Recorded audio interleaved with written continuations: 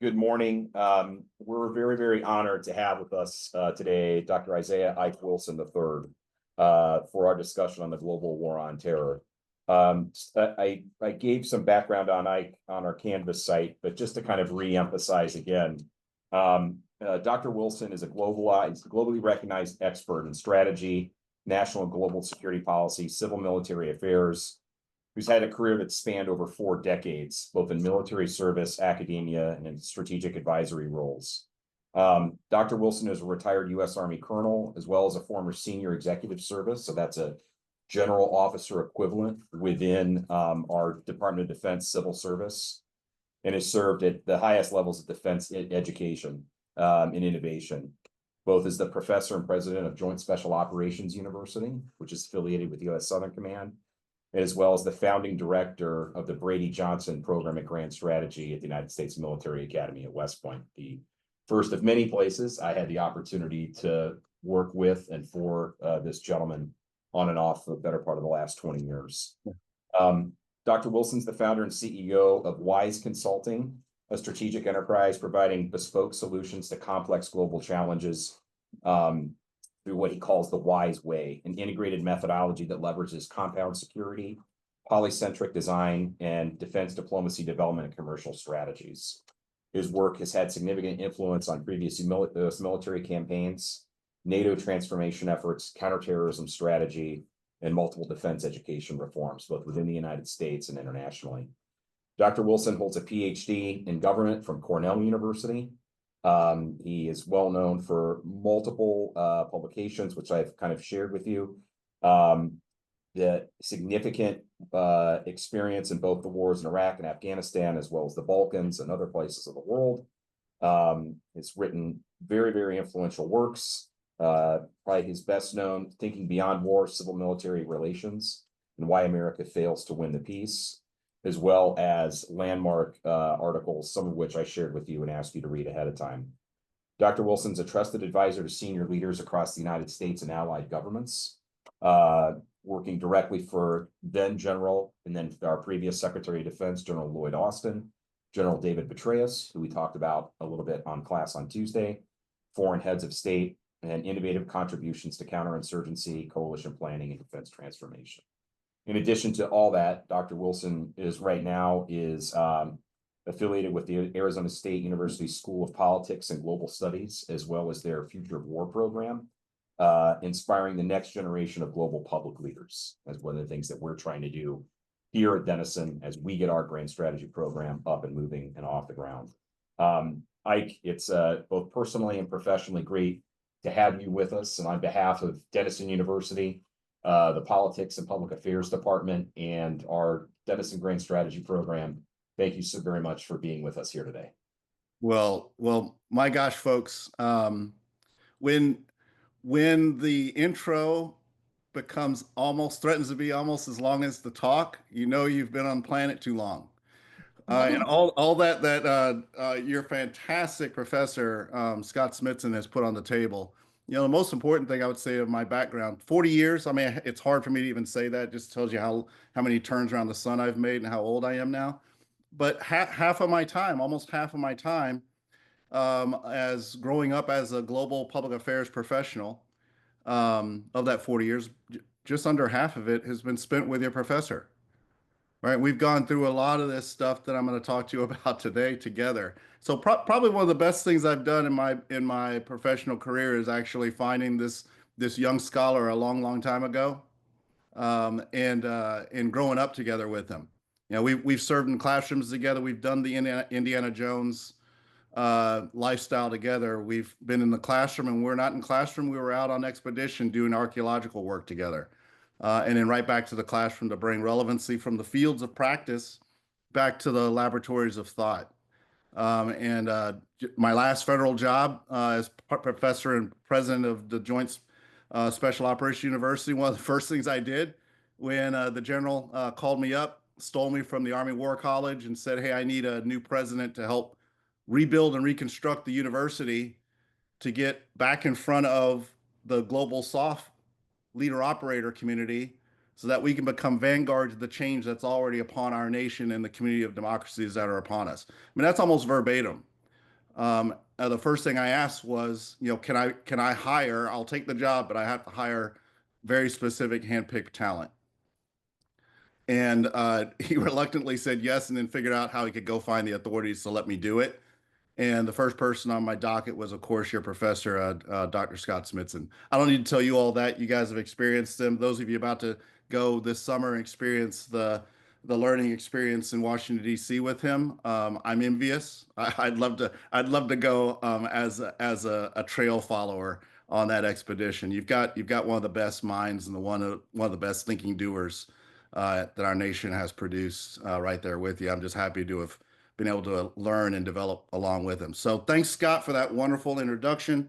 Hopefully, I've done you a decent quid pro quo there with that. I want to thank all of you guys for the opportunity. This is great. Anytime I get an opportunity to talk to eager young minds, I take advantage of it. As probably in the preamble before we formally got started, you guys heard me tell Scott that I'm cursed with the gift of gab. So some scripted notes. I've got some pictures. I'm going to pull those pictures up in a second here. They're going to be the stuff that allows me to squeeze in an extra 1,000, maybe 10,000 words through images. And then Scott, do your best. Cut me off, mic, video, whatever you got to do. Send a hit team to stop me if I go too long, because really I just want to provoke folks with some ideas. It's going to be pretty critical assessment and analysis, as all my assessments are. You don't get a cookie from me of doing things right. I expect that of professionals, right? You get a critique though when we're not doing things right for nation, not self. And if you love what you serve, you're going to critique it. It's a cornerstone of being a part of a profession where you police your own ranks, because part of being a profession is you're a part of a unique body of folks that have a unique expertise and expert knowledge, a unique therefore corporateness or esprit de corps, and a unique sense of responsibility that is bestowed upon you by those you serve. In democracies, open society democracies, that's the people, right? Through their duly elected representatives in things like the Constitution and the Declaration of Independence and whatever equivalencies there are of those across the community of democracies, right?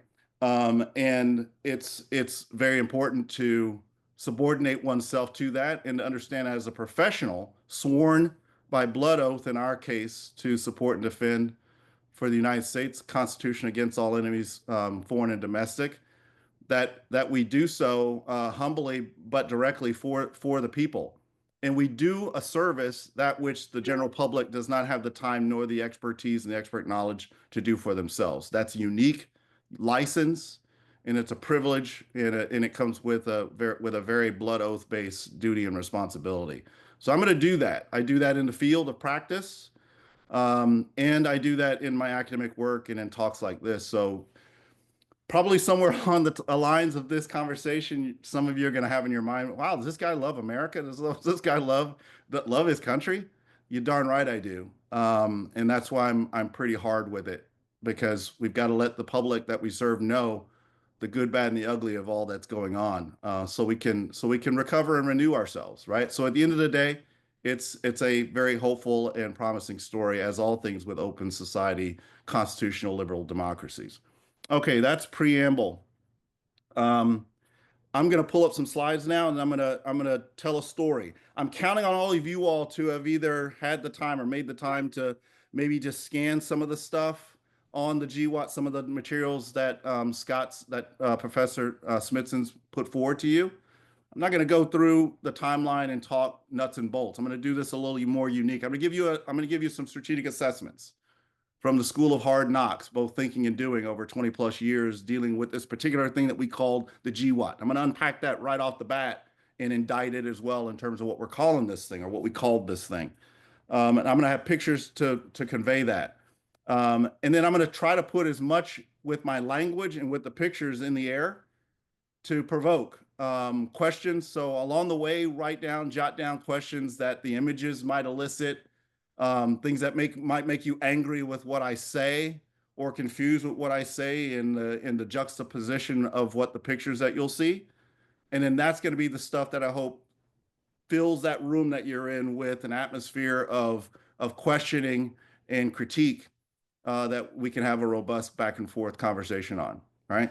And if I don't have answers to your questions that you asked me today, I'll get back with you through your professor with those. So let me pull this up. A little clumsy moment here for a second.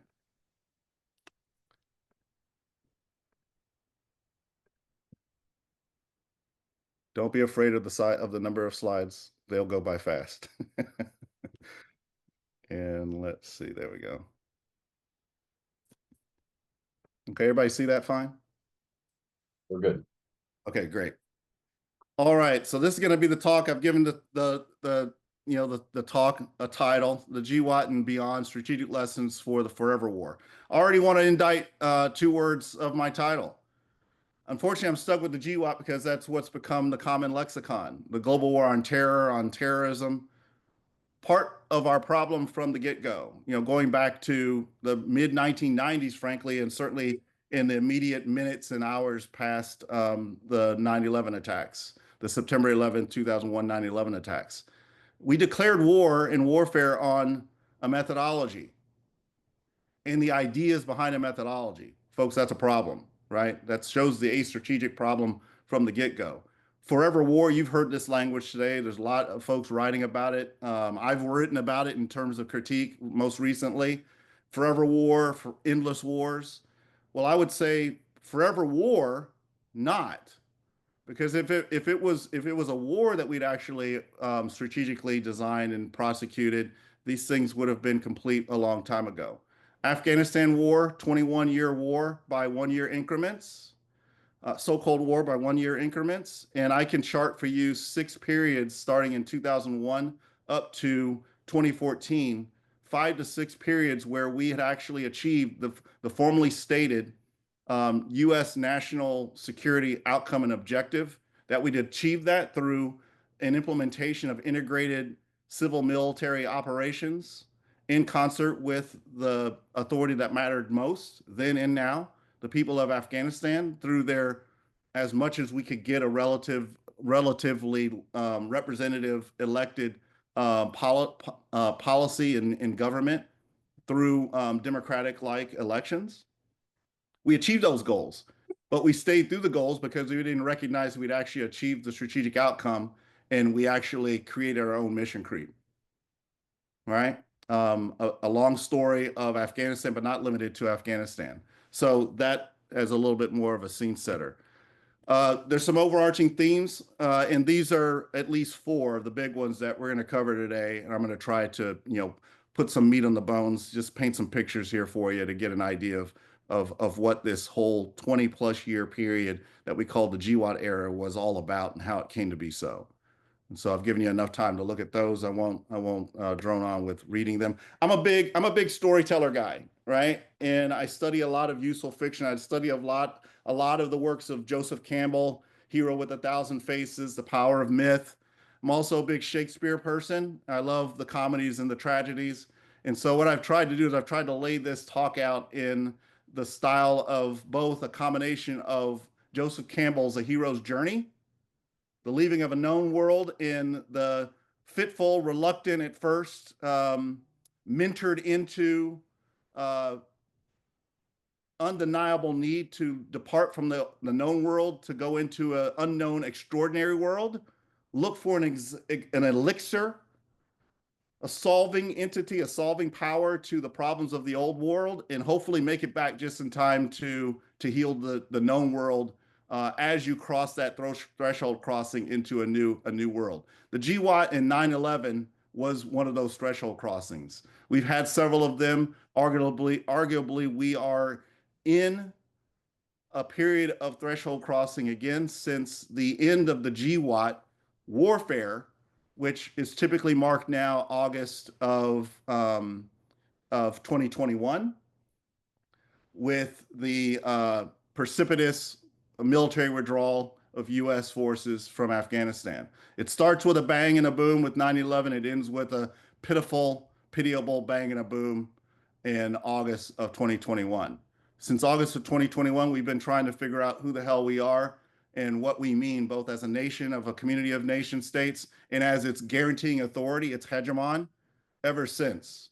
And that's been my work and my life and the work of your professor when I've pulled him into some of this mess, and trying to help our national security enterprise here and abroad with our allies and foreign country partners to reorganize ourselves for this threshold crossing and to catch up with change, to catch up with change. So it's really a strategic rebalance from an era, a 20-year plus era of GWATting into an era that we haven't really come up with a satisfying label for yet, which is part of the problem and the similar problem, different verse similar to the first that we were in 2001. So history doesn't repeat itself, but damn if we don't. And especially we repeat our own history when we don't study our own history and our own cycles.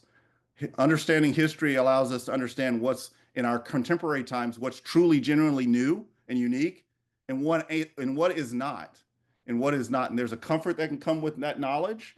There's also a great strategic advantage and understanding because it buys you time and space to focus on innovating on the things that really need innovation, those things that are genuinely new, in drawing the lessons and gathering the lessons for learning from past experiences, good, bad, and ugly. So I'm going to try to do this in a Joseph Campbell kind of way, and I'm going to marry this with Shakespeare and the five-act, the Aristotelian five-act storytelling structure, right? Act one, we're going to go through act one, two, three, into four, and I'm not going into five because you guys are five, and whether we get to that restoration, whether at the end of the day, this story is going to remain a tragedy about a tragic hero or a comedy, right? And that's going to be up to you. And that's what I'm counting on, right? That's what makes this a hopeful story because hopefully, as folks like me, old folks like me, can tell these stories up from Act One up to Act Four, the falling action. We're still in the falling action, folks.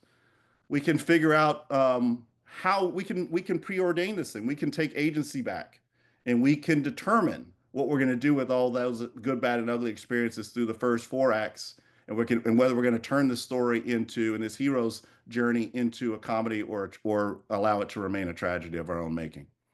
Okay, I've given you a chance to look at the talk in four acts. I'm going to go through these act by act. Okay, let's get into it here.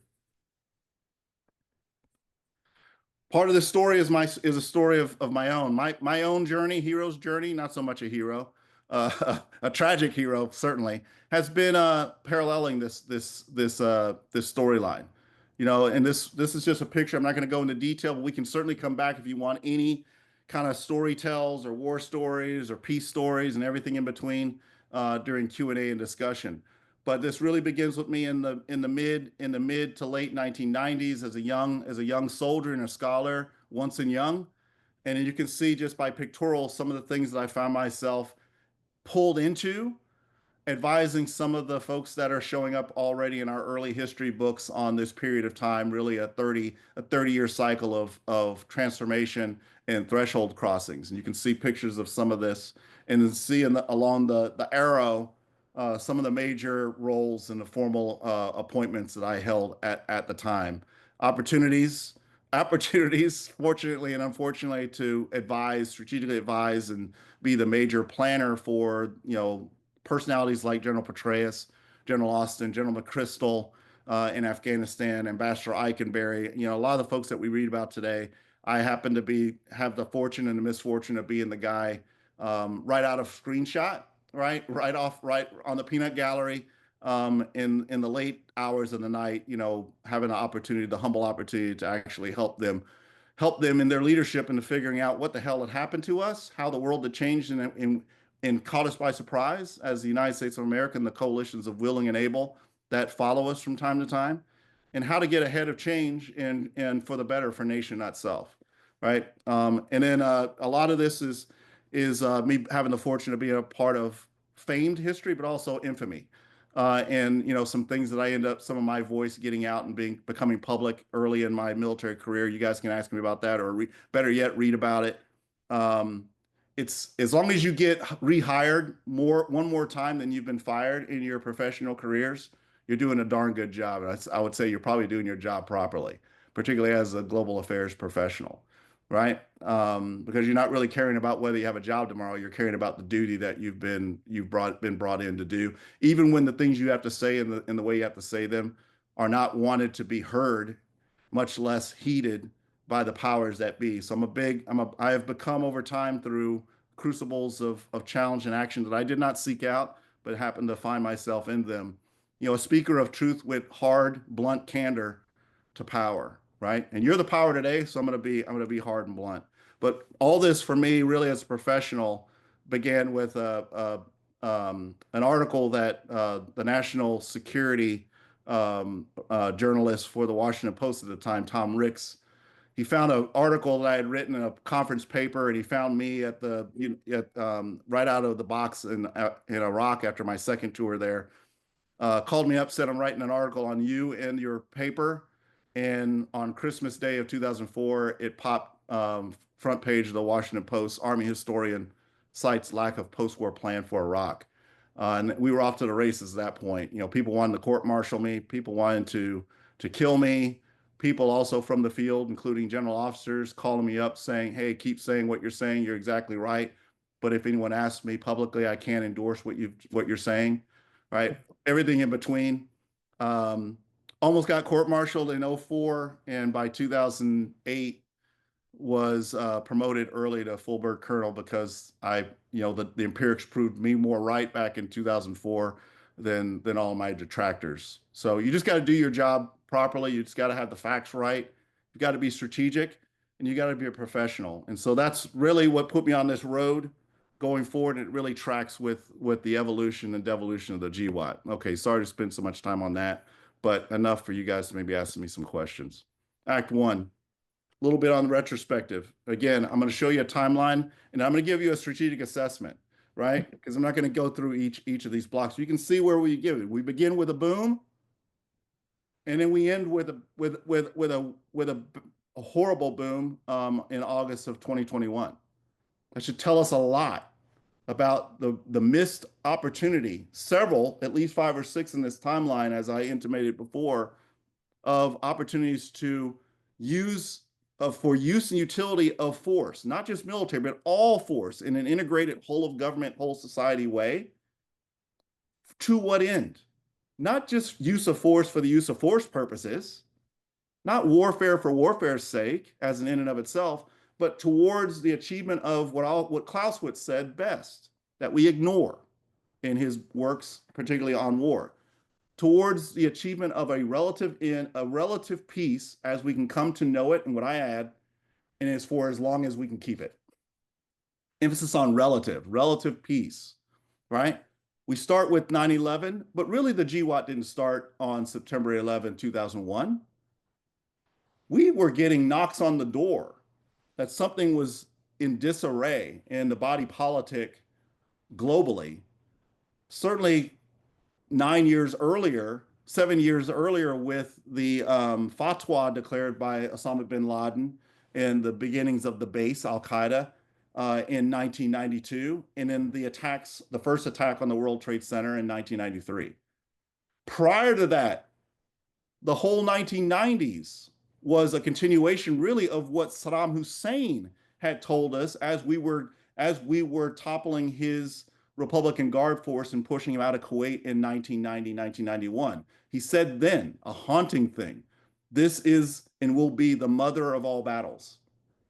He was right in that respect. It was, and in many respects, it continues to be. We can trace this going back at least as a more healthy mile marker, the ending, so-called ending of the Cold War, in this unipolar moment, as many call it, this interregnum, this 20-year interregnum, where we're still trying to figure out what in the post-Cold War world, what even to label the world that we found ourselves in at that threshold crossing. Think of all the labels that we give these periods of time: post-Cold War, post 9/11, right? Post this, post that. That's a negative aims reactionary definition of our times. There's very little human agency in that, don't you think? It's a post something happening to us. Instead of having a positive aims anticipatory and perspective labeling of the era that we want to bring our human agency towards being and becoming and creating going forward. That's what I would challenge you all to do as you begin to shape the Act 5 of this storyline going forward. Okay.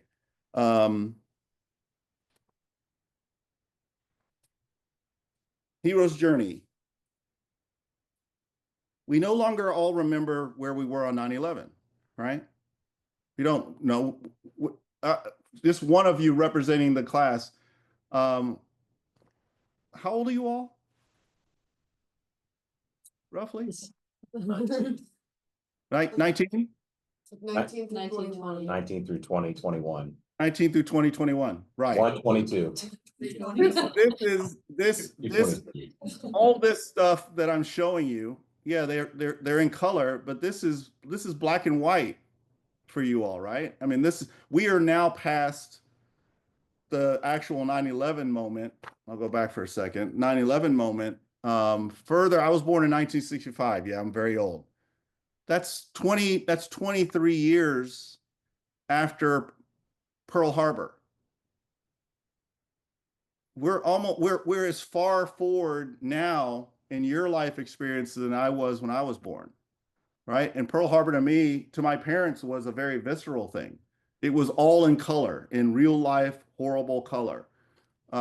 This is not for y'all. Yet your generation is the 9/11 generation because you've not known anything, having not experienced it directly. You've not known anything but the traumas that have come in the wake of this horrible threshold crossing. So when I was putting this together, I was like, I'd first written that line that I just read to you, right? We no longer all remember where we were on 9/11. The first line I wrote was, we all remember where we were on 9/11. I was like, wait, no, we don't. We don't remember, and that's part of the problem. This is where history doesn't repeat itself, but we do. And so I'm going to try my best to paint enough pictures so this becomes visceral to you all so that we can remember and not repeat. Okay, back to this story. The twin wars that rose up in the ashes of the Twin Towers both proved destined to end in a whimper, right? Afghanistan and Iraq. But the doctrinal and strategic, and more importantly, the cultural and the human debates and the existential questions that they gave rise to, those rage on, and so they must. Okay. What followed was a 2-decade sequence of campaigns: Afghanistan, Iraq, drone strikes from the Maghreb to Pakistan to the Philippines, intelligence partnerships, surveillance regimes, targeted killings. But here's the deeper truth, folks. The global war on terror was never just about counterterrorism. It was a psychological, political, and moral experiment, an experiment in empire without calling it such. And what we witnessed was the slow unraveling of what I call strategic coherence. Yes, we toppled the Taliban in 2001. Yes, we ousted Saddam in 2003.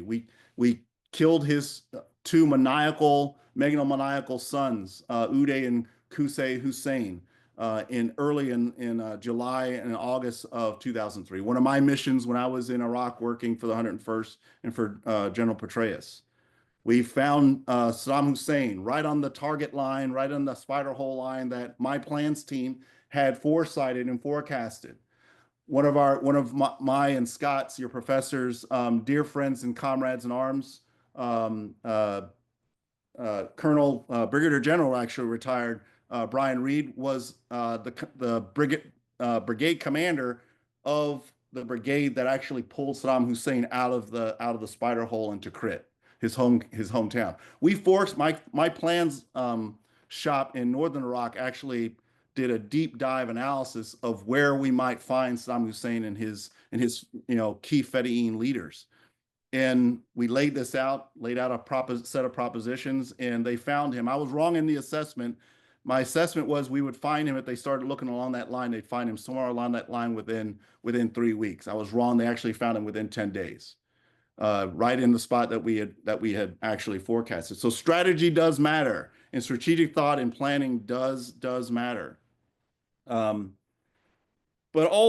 in the absence of a real theory of the piece, we learned painfully. Actually, we gathered the lessons. We still have not learned them all, and it's been a painful learning process, that tactical victories can coexist with strategic failure, right? All these things were tactical victories, but it didn't add up to that win, to that towards what end, that relative peace as we can come to know it and for as long as we can keep it. For nation, not self. For nations, not self. The enemy just was not just and only Al-Qaeda. It was ourselves. And it continues to be. Our assumptions, our shortcuts, our unwillingness to align ends with means and means with reality.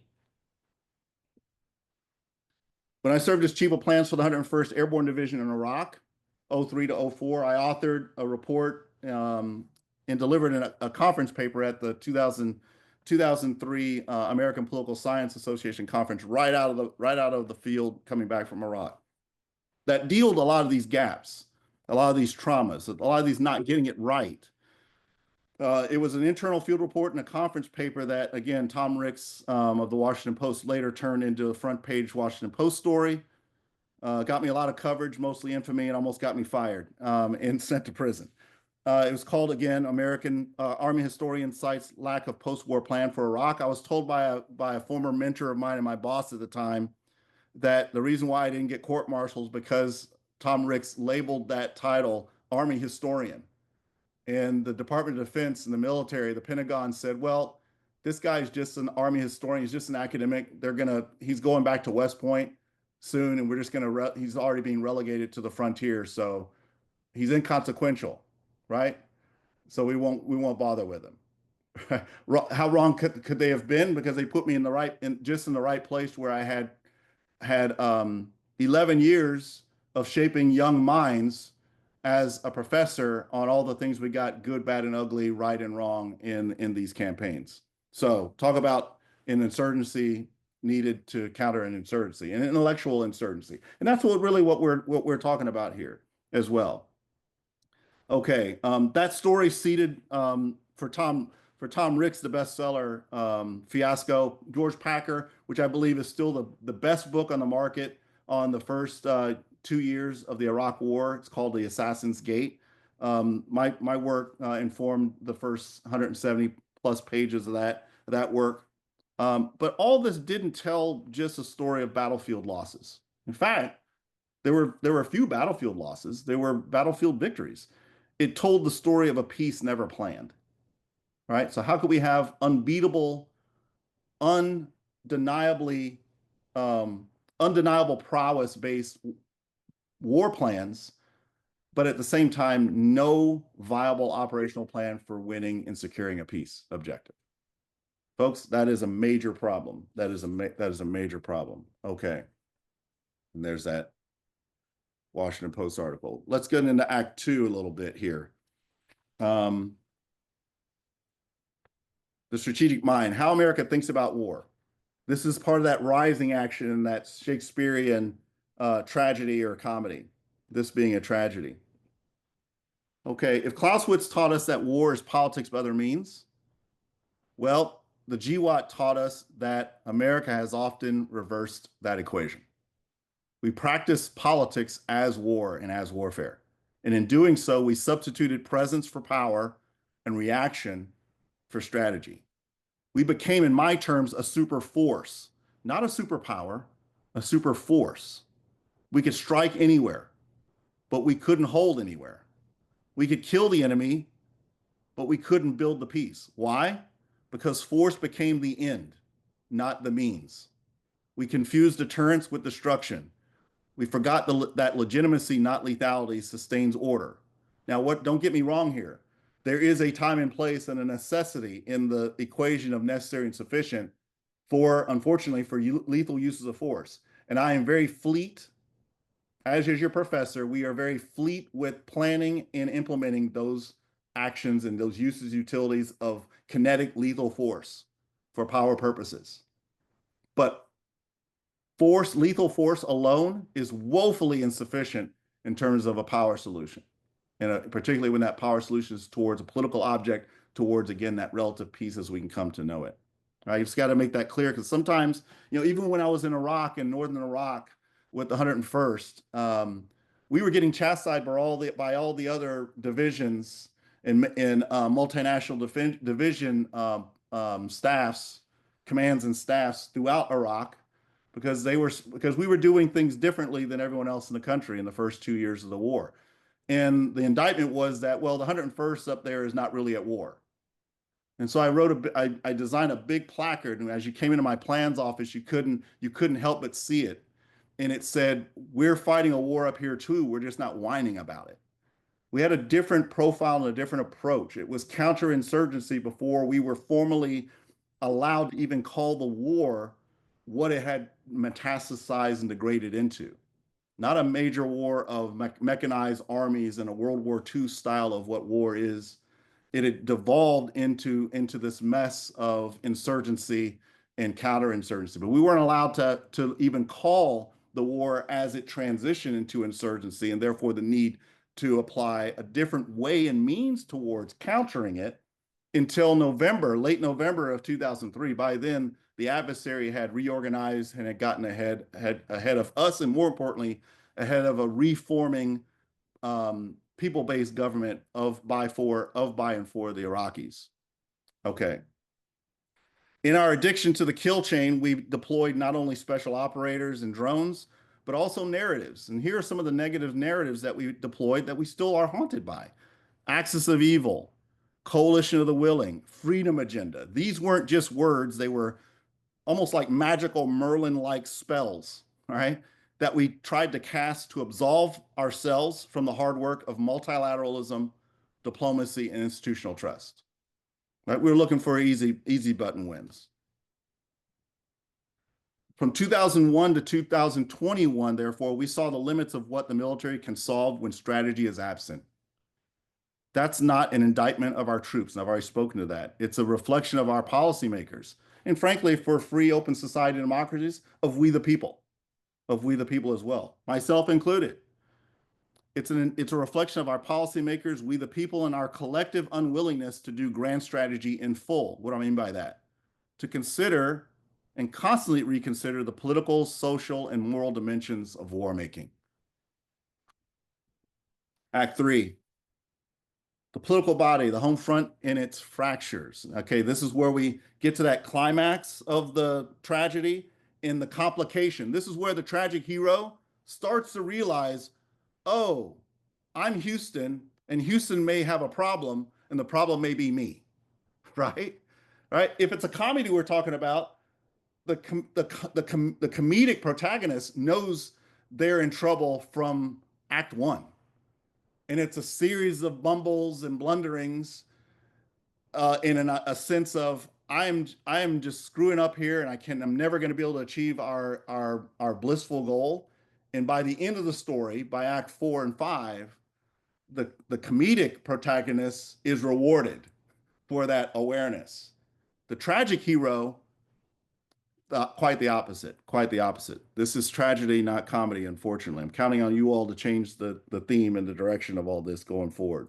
Okay, what do we have to say about Act 3? Here's where the war comes home. And this is where it starts.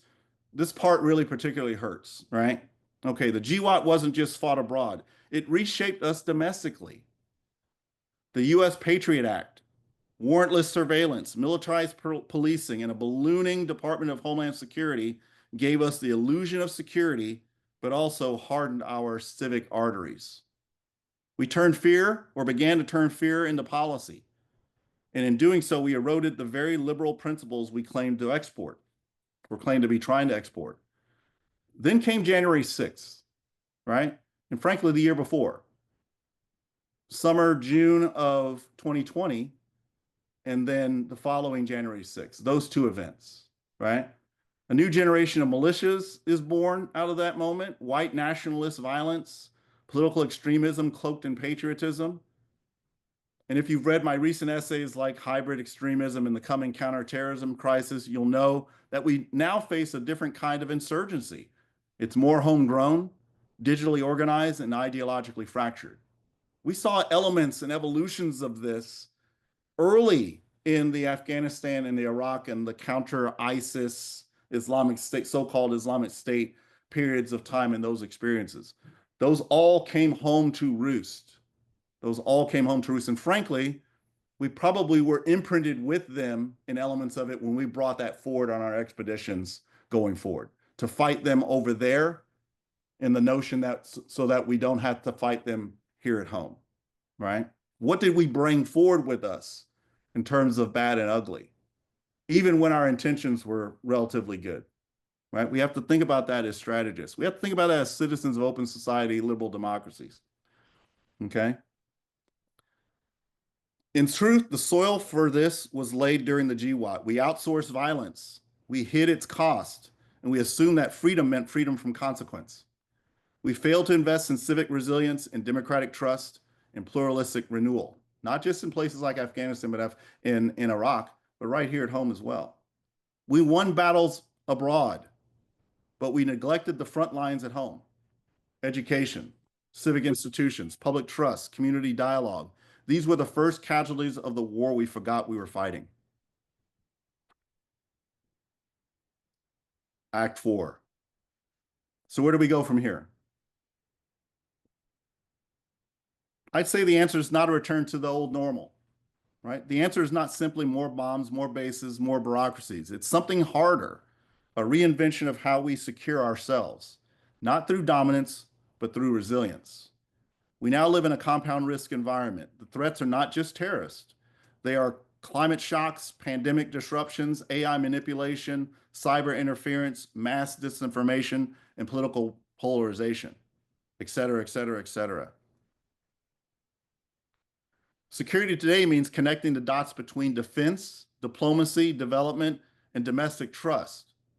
It means fostering what I call the integrated 3D plus C strategy, which aims to align force, policy, economics, and civic health to build strategic advantage. Folks, right now, under efforts and implementation mechanisms like DOGE, we are disabling and dismantling the very institutions and processes, and more importantly, the sensibilities of what I just laid out as an integrated whole of everything way and means towards a more comprehensive strategic end state, right? We're moving in the opposite direction, right? Okay. And I'd say, yes, counterterrorism will still remain, but it must be intelligent, ethical, and anticipatory.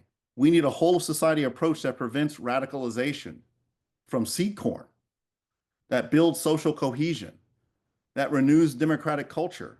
We need to defend not only against enemies of the state, but against entropy of the republic, right? And we need leaders. You perhaps, right? That's my hope. I know that's your professor's hope and expectation.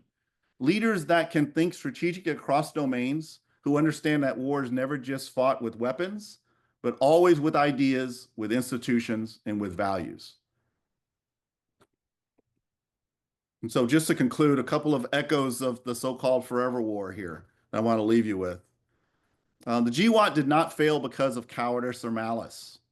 It failed because we did not think grandly.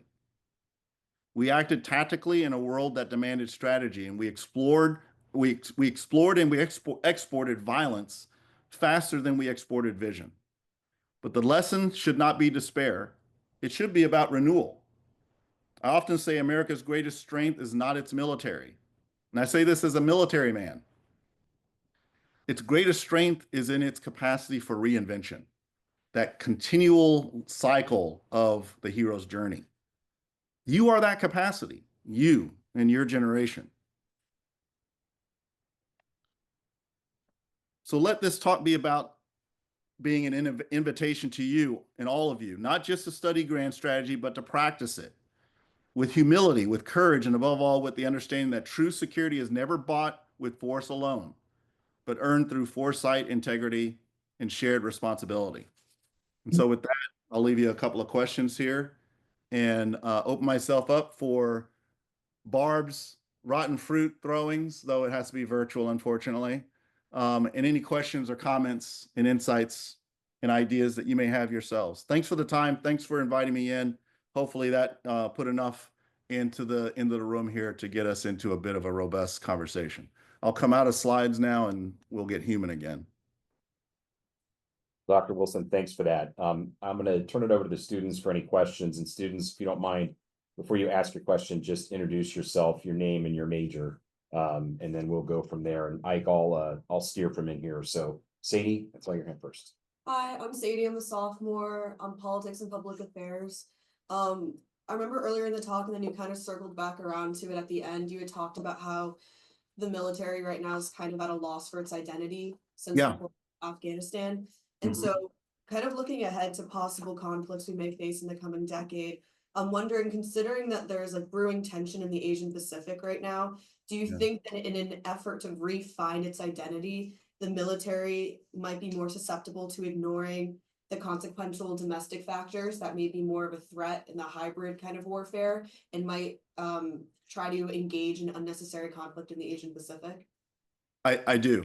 I think I love the way you pose the question too, because the way you pose the question is you didn't pose it in an insidious way, but the way you posed it captured the insidious, indirect way that your military can unintendedly and in a really insidious way of being unawares find itself devolving in ways in terms of its understanding of what constitutes its purpose as a use of force, the utility of that force, and its identity.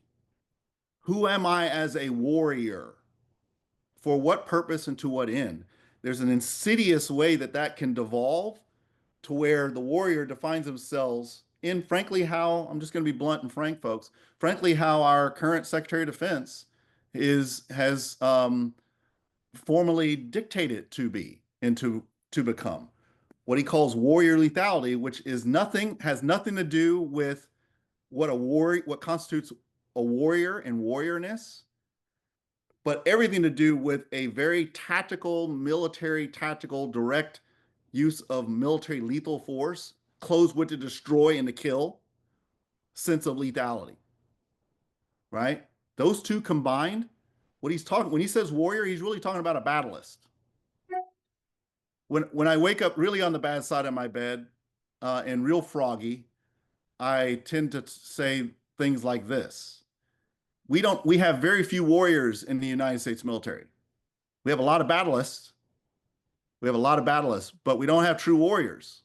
Because a true warrior in a Sun Tzuian sense, a Sun Tzu sense, when you look at the 10 steps that Sun Tzu lays out 2,500 years ago, famed or fabled, right? You don't get to use of lethal military force, capture, kill, use of force until step 5, right?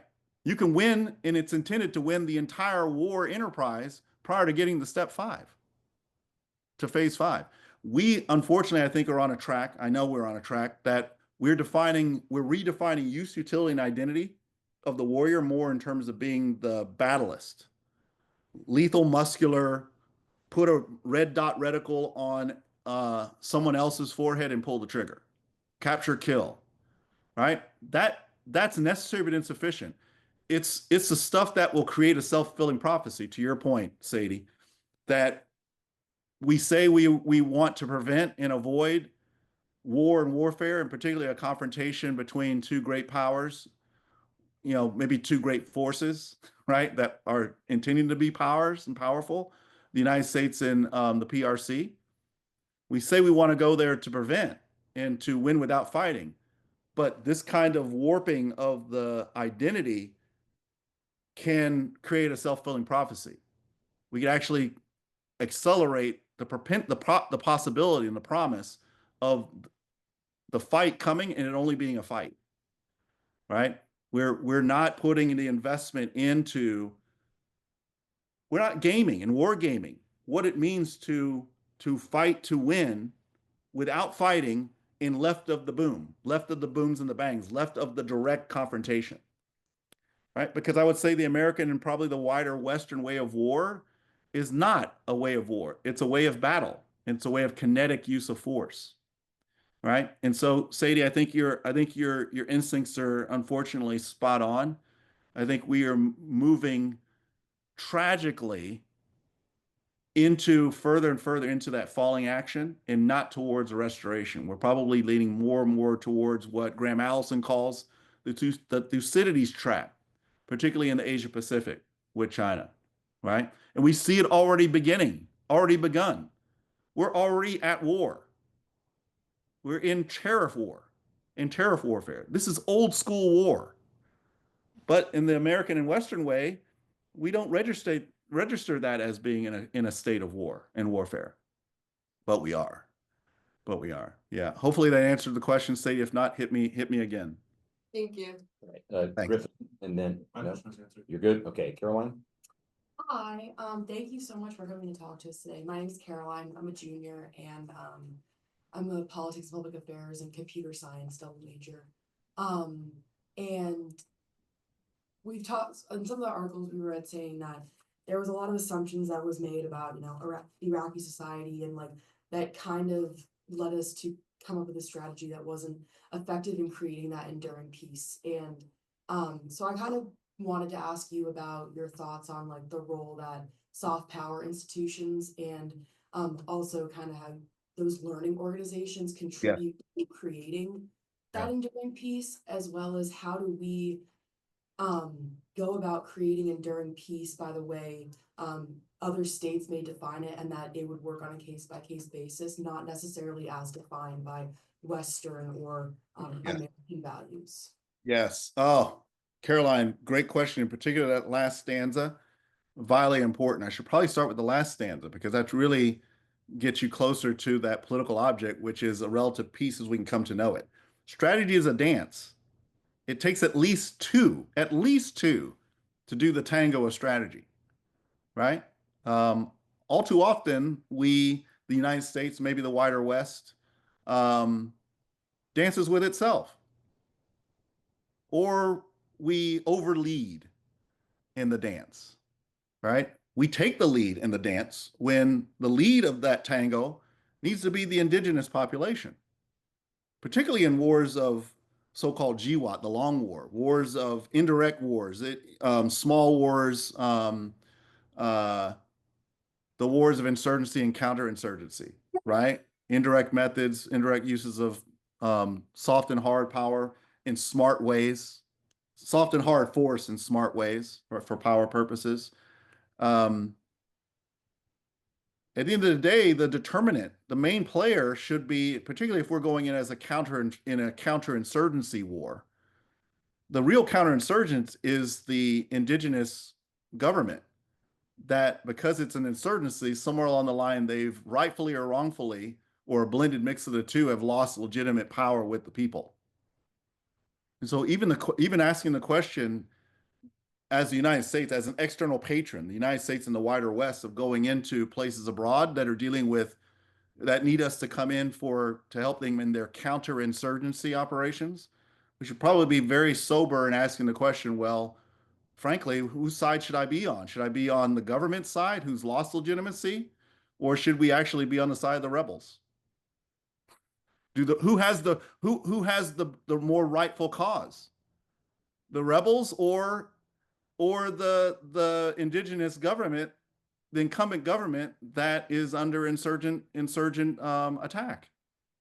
It's a hard question to ask, especially when we ask that question, a derivative of your question, Caroline, when we ask that question in kind of look retrospectively at our own positions and who we were sponsoring and serving in places like Afghanistan and in Iraq, right? I'm not saying we should have been supporting the Taliban, don't get me wrong, but I am saying that with somewhere along the line and quite early, we forgot about the other dance partner. We came in with our own plan. We came in with an American democracy plan, right?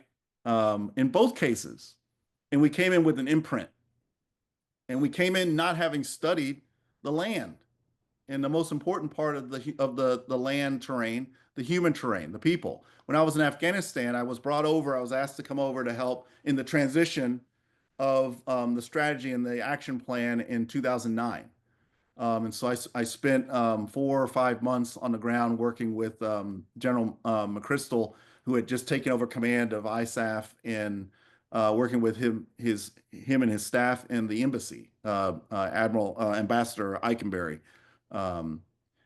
And first, my first day going into the plans room, I recognized that there were more Americans at the plans table. And it was supposed to be an international staff, multinational staff. Most of the people at the front table with the general were the Americans, and of course a British deputy. Right, that's our model. There were empty seats. The United Nations seat was empty. The Jaroa seat, the government of the Islamic Republic of Afghanistan, was empty. I asked, where are these representatives? And how long have these seats been empty? Because I could see the dust on the chairs. They had never been in the plans session. This is 2009. We had been there since 2001. My last out brief with General McChrystal, just me and him, before I was deploying back to the States, I left him with a couple of hard truths as his resident strategist. I told him, sir, you've got a problem. It's not just optics, but the optics tell the strategic dilemma here. Your room was bad when I first got here. The staff room did not have the right players in the right seats at the right table consistently. And now, months later, all of your internationals are relegated to the peanut gallery seats in the corners of the room, including your British deputy. So the second problem is the people that you do have at the table make you comfortable because they all come from the 82nd Airborne Division. They're folks that you grew up with and that you've commanded before. I called them Team America at the time. A group of 8 full-bird colonels, all exquisitely talented officers, but all reinforcing a dangerous and deadly groupthink. And I told him, I said, this is going to be a demise if you don't change this, sir, this complement for the campaign. And more importantly, I predict it's going to be a problem for your command. And about 3 or 4 months later, it was a Rolling Stone article that popped where they got in trouble. That group and the commander with 4 or 5 of the Team America colonels got in trouble in Paris with that article, and then President Obama relieved McChrystal of duty. Right. This is the problem. I'm probably getting a little bit more than a little bit off track from your original question, Caroline, but these elements, the optics, the composition of the team, these are soft power elements, right? We were talking before the session started, me and your professor, about, what just happened this morning, right? Every day you wake up and then Friday, there's a big Friday surprise, right? Where a whole new slew of people are getting doged out of the federal services. What happened this morning, what happened today, and what happened last week? Fulbright program dismantled, right? You leave the program there, but you just crimp the hose and don't let water go out of the hose, right? You kill it. You kill the organization by starving and suffocating it to death. So Fulbright, USAIP, United States Institute for Peace, shuttered several weeks back. East-West Center. These are all soft power organizations. USAID, the first element to hit. Why if it's soft power and soft power doesn't matter, why was that the organization that was hit first? Because soft power organizations have hard outcomes and hard impacts. That's why. Now, there was a strategy behind picking and assaulting USAID first. Right. And so all that stuff I talked to you about through the talk about integrated 3D plus C or multiple times C, development, defense, and diplomacy multiplied by commercial tech innovation as a new American and Western way forward, whole of government, whole society. We've dismantled diplomacy and we're dismantling development. So then all we're going to be left with is the wickedly worded thing that we call defense, which is anything but defense. It's battle. It's battle, right? We're talking about retitling the Department of Defense to the Department of War, the War Department. This is taking us back to pre-World War II, folks. This is the problem. We are going to find ourselves, unfortunately, unless we recognize this and change it, change the direction, we're going to find ourselves in perpetual warfare. We're going to find ourselves in perpetual battle in all the hard places globally. And we're increasingly going to find ourselves, the United States, there alone, right? In a military that is much smaller and much more homogenous and non-diverse than it has been. Yeah. Great question, haunting question, Caroline. I hope I did it a good enough bit of service. And if not, hit me again. Return and reattack, as we say in the military, right? Dr. Wilson, I know I only asked you for an hour of your time. Yeah, I think you had kind of hinted that we could probably go, what, 11:20? If that's okay, can we go forward? Absolutely. So I'm going to turn to Fiona in just one second, but if I can just add maybe two very, very small Please. vignettes of something Yeah. that Dr. Wilson's talking about. So when he gave you this story of advising General McChrystal and about the empty seats and how that was reflective of not being comprehensive, it also reminded me of another time when Dr. Wilson and I were working at CENTCOM for then General Austin, and the commander in Afghanistan at the time was a guy named General Joe Campbell. Campbell was, so you're 14 years into the war at this point. Yeah. Campbell was the first commander in Afghanistan to visit Afghanistan, Pakistan, and India. And the reason why I say it that way is because even though the United States wasn't technically at war against Pakistan and India was not technically doing anything in Afghanistan, you cannot understand Afghanistan if you don't understand the broader regional dynamics. Correct. And the fact that it took 14 years before an American general commanding in Afghanistan went to Delhi is damning. I remember it to this day when we were getting ready to help prep that visit. So this idea of, Dr. Wilson talked about doing assessment. We've talked about net assessment multiple times in this class from Thucydides up till now, right? And also the importance of the geographic aspect of things. And it seems in some ways simple and easy, but sometimes the simplest things are the hardest things, right? So I just wanted to maybe add that, Ike, and then maybe just one more thing. Yeah, please. The thing, Dr. Wilson's really tried to make this distinction, and I know that this is a political science class nominally, but Dr. Wilson and I have always been interdisciplinary in the way that we think and behave and operate and write. It doesn't matter if it's in Afghanistan, Iraq, Jordan, or if it's at West Point, if it's when we did stuff together at Columbia, or even now. In this distinction of the difference between a battlist and a warrior and understanding the hero's journey, it's very, very important. So if we Dr. Wilson, we had one of our classics department professors guest lecture when we did Thucydides. Yeah. And one of the things that's important for all of us is we use this word hero, and we can get into the mythologizing of Navy SEALs and others during the global war on terror. But if you look at the way in which the Greeks understood this concept of hero, it wasn't just this idea that someone went off to war and kicked ass, right? In a Greek sense, in a classical Greek sense, a hero is one who goes on a journey of adversity and comes back, but that's not the end of the story.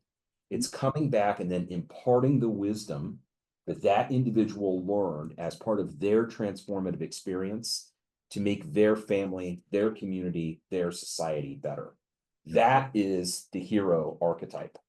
When Campbell and others, or if we talk to our colleagues over in the classics department, that's what this is. And so we've robbed the essence of that in many ways by using the way that the Secretary of Defense talked about we need a warrior ethos, or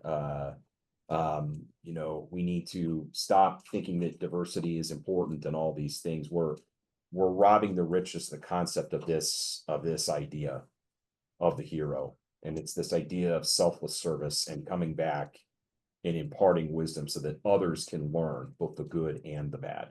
And You all are in the makings of becoming the hero. In open society, liberal democracies, the hero are we the people.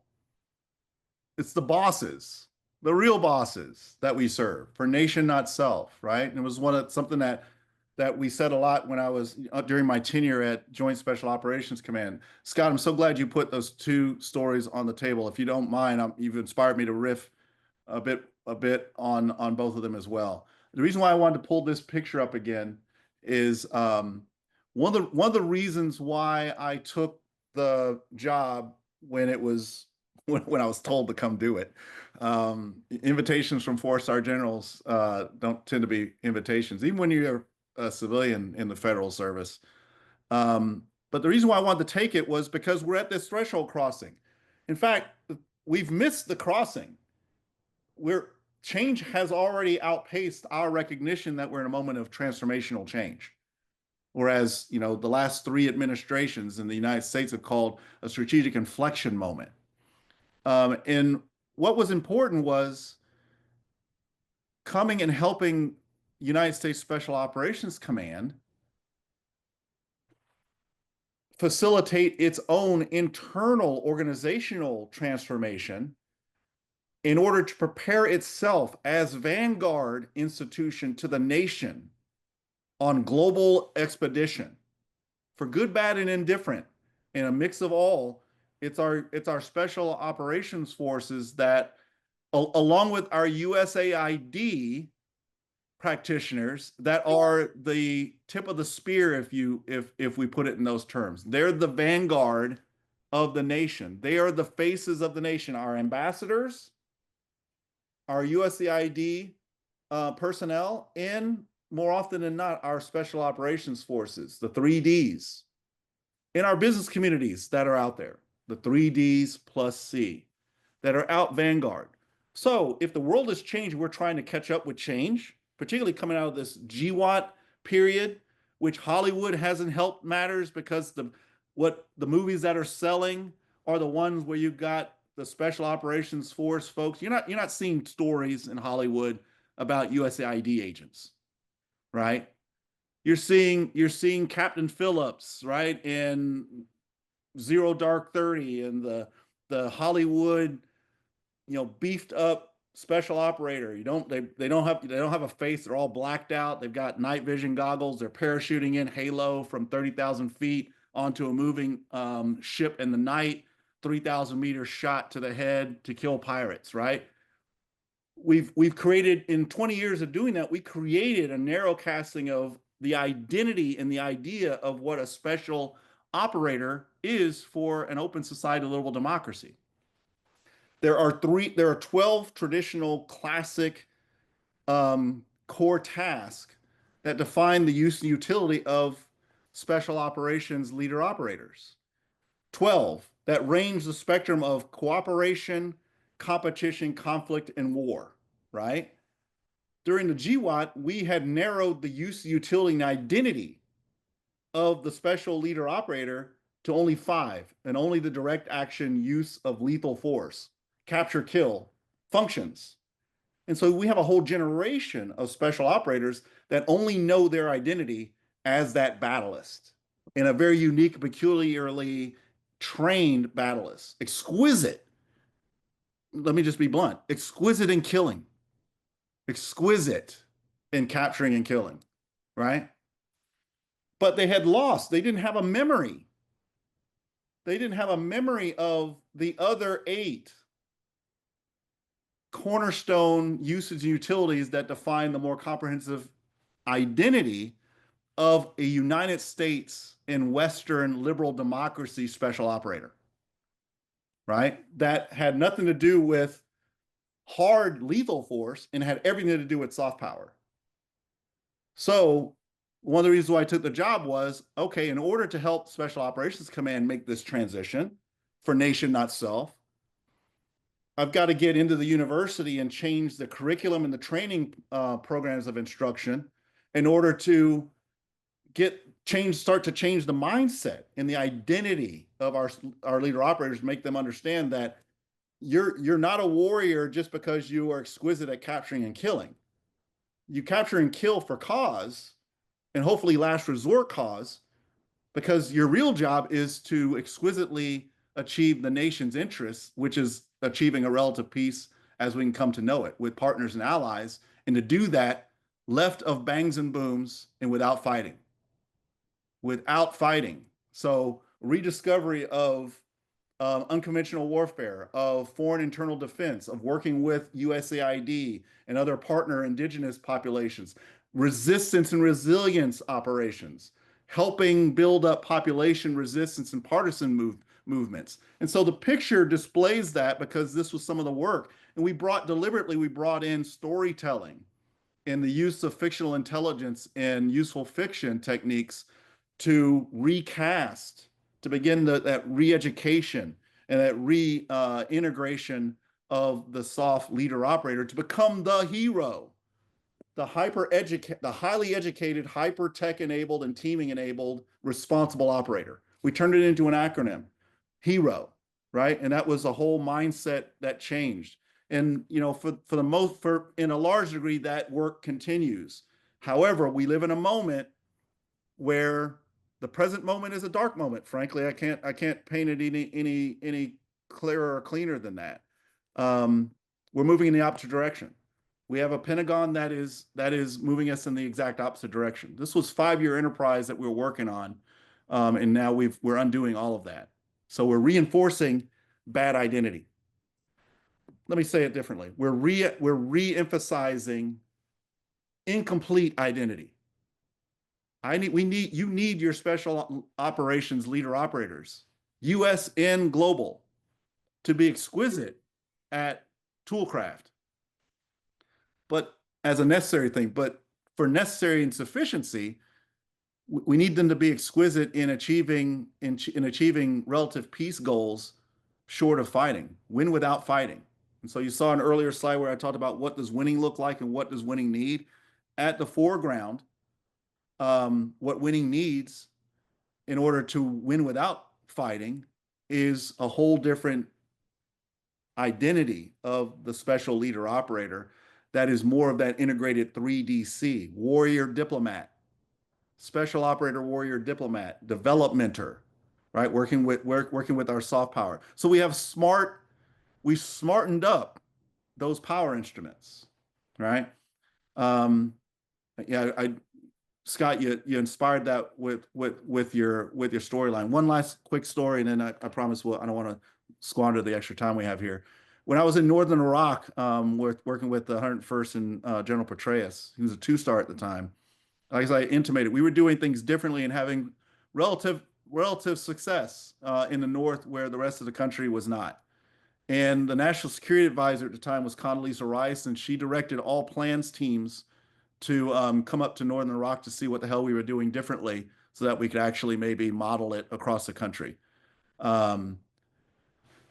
So I was hosting a lot of folks, and then, we'd go through the drill, show them how we were doing plans for operations, how we're conducting operations in the after action review. We had a different profile. We did not live in forward operating bases. We dispersed ourselves and lived at neighborhood level with the population. And so when the population was under fire, we were under fire with them. When the population was dealing with scarcity in terms of power outages and those kinds of things, we were suffering them for the most part right there with them.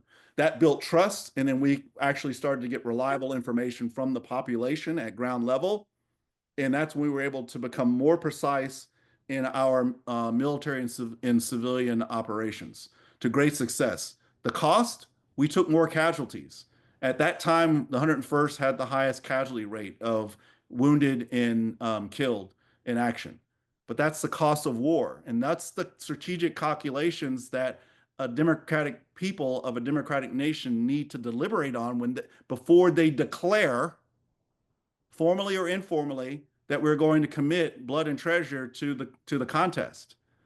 Because once that is determined in a strategic way, the nation's already committed to sacrificing blood and treasure for that cause and that outcome. So we were doing all that. I got in a couple of really harsh arguments as a young major with British 1- and 2-star generals. When I finally got in my brief of what we were doing differently, halfway in, I revealed that a lot of what we were doing was embedding ourselves with the 3,000-year-old and legitimate in the eyes of the Iraqi people, the legitimate public administration system, which was tribal. And tribal, we had developed a tribal engagement plan, and we embedded into those tribal networks. And as soon as I pulled up the tribal thing, and I usually would wait until halfway or 2/3 into the conversation, because I knew with certain audiences, as soon as I said that, I'd lose my audience, right? Because the old memes would pop back, and sure enough, particularly with the British generals, I got in arguments of, how they would never, we're moving, we don't countenance tribes and tribalism and all that. It was like, well, this is the way to hearts and minds is through wallets and stomachs, and that's the legitimate public administration system here, and that's what population-centric coin's about. The last part of the story tell. We were 800 kilometers north of Baghdad, far enough away to where communications were garbled, or we could actually perform our business in the north, different, in a sense that we didn't get the whole communication. Can you repeat that directive of disbanding all of the military in northern Iraq and all the police forces? You're coming in broken and garbled and stupid. And so we frankly didn't enact on all the communications coming out of Baghdad Central for the first 18 months to good effect. We gave the retired senior military in the north pensions. And so the old senior military leading Iraq's Saddam Hussein's army had a pension to retire on instead of going and becoming an insurgent, right? Similarly, we opened the oil pipelines between northern Iraq and Syria to bring in power, jobs, and sustenance. We did that without permission, and we asked for forgiveness after we did it, because we did the things hard, soft, and smart that needed to be done to achieve the relative peace outcomes from a population-centric counterinsurgency approach. It took General Petraeus putting on 2 additional stars in arriving in Baghdad Central as the commander over all of Iraq by 2007, 2008 to actually implement that more comprehensive approach countrywide. And this is largely a part of the story of why it took so long to even get the right leaders in the right positions to have a chance of getting on the right profile for performance. And then even then, we didn't get it fully right. And we put a lot of ideas on the saving grace of the military surge when we surged troops, but certainly not to a strategic outcome that led to a relative peace as we could come to know it in terms of an outcome. Okay, I'll pause there. I think we got time for a few more, maybe a couple more questions. Sorry to take up 2 minutes if anybody has a very quick question. I'll try. Fiona, Awesome. go ahead. I'll try to be quick. First off, thanks so much for sharing your stories and expertise. It's been a great talk. So I had a question kind of taking you out of the phase 4, but I guess connecting kind of back to this identity and what will winning look like. So in your phase 1, you had said something that was really powerful to me. That was the global war on terror was more than just a military operation, but I think you said something like it was a psychological experiment. I was wondering if you could maybe repeat what you had said there, and then I guess kind of connect that to if it was a slide with Bush saying, we're at war with not only the people who did 9/11, but anyone who harbors them. So kind of what was going on, as a group of students that weren't alive at that time, Yeah. because that inspired the way that we went about that war and that identity and I guess center of gravity kind of leading us to keep this work on. Yeah, what a great question, and a great question to end on. Epilogue is prologue, right? Because you guys are going to figure out what this Act 5 is, and it's going to be a comedy at the end of the day, not a tragedy, not a continuing tragedy. I'm counting on you, counting on you. Yeah, let me just go back to that first page and see exactly what I said. There was a 9/11 attack, but the real attack, the first 6 months after 9/11. In the wake of tragedy, wonderful communitarian integration. First and only, still to this day, Article 5 declaration by NATO, an attack on one is an attack on all, right? A communion of effort internationally. President Bush at the time at ground zero, the famous picture with him with his arm around the firefighter, The damaged flag flying in the background was like, we're not, this, you attacked us, but you're going to hear from all of us soon. But right after that, the same president saying, this is not this will be a fight, but this is not a fight against Islam. This is not a fight against Muslims.